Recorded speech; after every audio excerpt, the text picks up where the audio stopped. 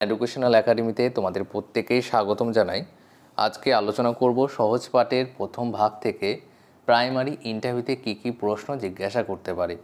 খুবই গুরুত্বপূর্ণ। Pre primary থেকে ক্লাস 5 পর্যন্ত এই পিডিএফটা তোমাকে অবশ্যই পড়তে হবে, কারণ এখান থেকে তোমাদের প্রশ্ন আসবেই, গ্যারান্টি দিচ্ছে, এটা তো আসেই, প্রত্যেকেই ম্যাক্সিমাম ক্ষেত্রে জিজ্ঞাসা করে। এবং এই প্রশ্নগুলো তুমি যদি বলতে না পারো তাহলে কিন্তু তোমার নাম্বার কাটা যাবে, অর্থাৎ 5টা যে নাম্বার রয়েছে সেই 5 নাম্বারের মধ্যে কিন্তু নাম্বার কাটা যাবে। আমি বারে বারে বলেছিলাম সিচুয়েশন বেস প্রশ্ন আর এই টাইপের প্রশ্নগুলো ভুল করলে চলবে না। তুমি জিকে ভুল করতে পারো, যেগুলো মুখস্থ বিদ্যা রয়েছে, যেমন ধরো রাশিয়ার রাজধানী কী, তাহলে সেটা তুমি বলতে পারছো না, সেটা নিয়ে কোনো সমস্যা নেই। তাহলে আর কথা বলতে চাই না বেশি, চলো শুরু করা যাক। দেখো, সহজ পাঠের যে নামকরণ সেটা কেন হয়েছে সেটা আগে জানতে হবে। প্রত্যেকটা বইয়ের নামকরণ জানতে হবে, প্রচ্ছদ জানতে হবে, অলঙ্করণ জানতে হবে, সেই রিলেটেড যা প্রশ্ন হয় সেটা জানতে হবে, এবং যিনারা অলঙ্করণ করেছেন তেনাদের সম্বন্ধেও জানতে হবে। সহজ পাঠের নামকরণ কেন হয়েছে সেটা একটু দেখে নিই, তারপরে কিন্তু শুরু করব। সহজ পাঠ মানে যে বইটাকে সহজে পাঠ করা যায়। এই বইটির মধ্যে শিশুদের মনের মধ্যে অনেক চিত্র অঙ্কন করা যায়।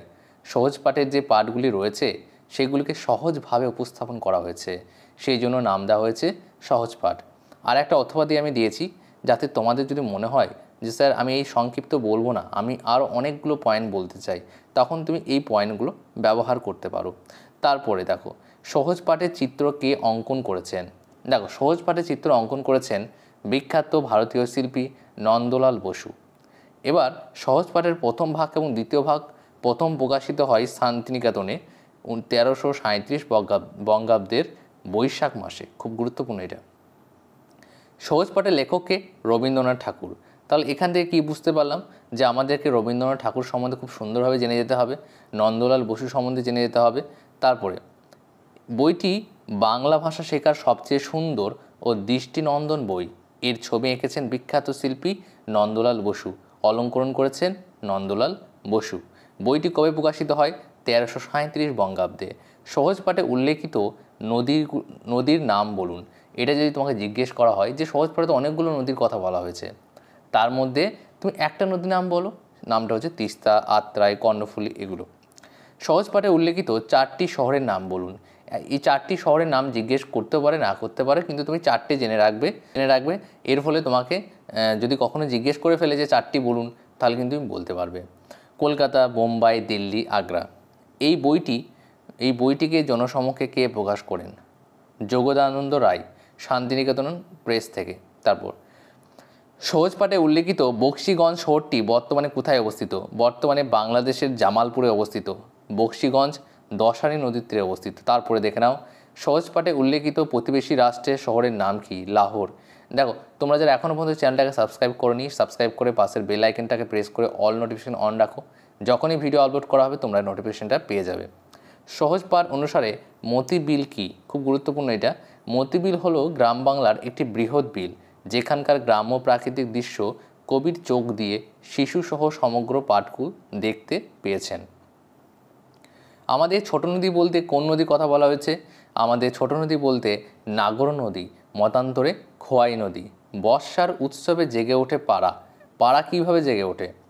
আষাঢ়ে বাদল নামলে নদীতে ব্যাপক জলোচ্ছ্বাস দেখা দেয় ও কলকল করে কলহলে মহাবেগে ওই নদী ধাবিত হলে বনের দুই কূলে সাড়া ফেলে দিয়ে বর্ষার উৎসব ঘোষণা করে পাড়া জেগে ওঠে। সহজ পাঠ অনুসারে কিনি কে? প্রথম পর্বে চতুর্থ পাঠের একটি চরিত্রে যে মা ও মাসির সঙ্গে রানী দিদির সেবাতে নিয়োজিত ছিল। তারপর দেখো, নাল ফুল কি?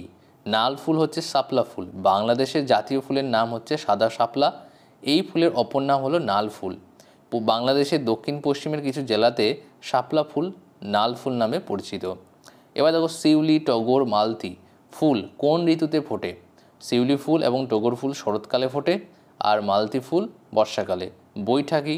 বইটা হচ্ছে দেহের শক্তি কাজে লাগিয়ে নৌকা চালানোর একটি কাঠের তৈরি যন্ত্র। বাবা কেন অফিসে যায় না নতুন দেশে? এর সারমর্মটা যদি বলুন, এটা যদি জিজ্ঞেস করে। দেখো, কিছু কিছু সারমর্ম রয়েছে যেগুলো তোমাকে জানতেই হবে, সেগুলো তুলে ধরা হয়েছে এখানে। দৈনন্দিন সেই একঘেয়ে কাজ বন্ধ করে নতুন কিছু খুঁজে বের করার মানসিকতা। মহারাজ হংসরাজ সিংহকে পার্শ্ব পূর্বের রাজা, তিনি বাংলাদেশে আসবেন কংসবধের পালা দেখতে। কংসবধ অভিনয় কি? এটা তোমাকে জানতে হবে। শ্রীকৃষ্ণ ও কংস দুটি পৌরাণিক চরিত্র। এই চরিত্রগুলিকে কেন্দ্র করে গ্রাম বাংলায় বিভিন্ন লোকসংস্কৃতি প্রচলিত রয়েছে। শিলং কোথায় অবস্থিত? উত্তর পূর্ব ভারতের মেঘালয় রাজ্যে অবস্থিত। কর্ণফুলী নদীর বর্ণনা দাও। বাংলাদেশের দক্ষিণ পূর্বাঞ্চলে একটি নদী যার দৈর্ঘ্য প্রায় 161 কিলোমিটার। এটি ভারতের মিজোরাম প্রদেশের লুসাই পাহাড় থেকে উৎপত্তি লাভ করেছে। তারপর উৎসিরি নদী কোথায় অবস্থিত? ঝাড়খণ্ডে অবস্থিত, যা ধানবাদ থেকে 55 কিলোমিটার দূরে অবস্থিত। এই নদীতে একটা আকর্ষণীয় স্থান রয়েছে, সেটা ঝর্ণা একটা, উচ্চতা হচ্ছে 39 ফুট। এবার দেখো, সহজ পাঠের মধ্যে বেশ কিছু ছড়া রয়েছে। আমি সহজ পাঠের যে অরিজিনাল বইটা রয়েছে সেটা আমি টেলিগ্রামে এবং অফিসিয়াল হোয়াটসঅ্যাপে শেয়ার করে দেবো। তোমরা আমাদের টেলিগ্রাম এবং অফিসিয়াল হোয়াটসঅ্যাপে যুক্ত হয়ে যাও। আর একটা বিষয় হচ্ছে, এই বইটা তোমরা যদি পারচেস করতে চাও তাহলে এই নাম্বারে কন্ট্যাক্ট করো 8945879829। আর ব্যাচে যদি ভর্তি হতে চাও তাহলে এই নাম্বারেও কন্ট্যাক্ট করো। অর্থাৎ সমস্ত কিছু কাজ কিন্তু এই নাম্বারেই হয়। তোমরা যদি এই নাম্বারে ফোনপে করে 213 টাকা পে করো এবং হোয়াটসঅ্যাপে স্ক্রিনশট দাও তাহলে কিন্তু সঙ্গে সঙ্গে এই বইটা পেয়ে যাবে তোমরা। আর ব্যাচে যদি ভর্তি হতে চাও তাহলে দেখো কমেন্ট বক্সে ডিটেলস দেওয়া রয়েছে, ব্যাচে কীরকম কী করানো হবে কমেন্ট বক্সে একটু পড়ে নাও, হ্যাঁ, এবং এই নাম্বারে তুমি কন্ট্যাক্ট করতে পারো। নেক্সট ভিডিওতে আবারও দেখা হচ্ছে। নেক্সট ভিডিওতে আমরা আলোচনা করব এখানে কি কি প্রশ্ন আমরা বাদ দিলাম। নন্দলাল বসু সম্বন্ধে আমরা বাদ দিলাম, আর রবীন্দ্রনাথ ঠাকুর সম্বন্ধে আমরা নন্দলাল বসু এবং রবীন্দ্রনাথ ঠাকুর সম্বন্ধে সুন্দরভাবে জেনে নেব। তারপরে আমরা আবার নেক্সট পড়াতে চলে যাব। ঠিক আছে, ভালো থেকো প্রত্যেকে। আর যদি ভালো লাগে অবশ্যই সাবস্ক্রাইব লাইক করে আমাদের সঙ্গে যুক্ত থাকো।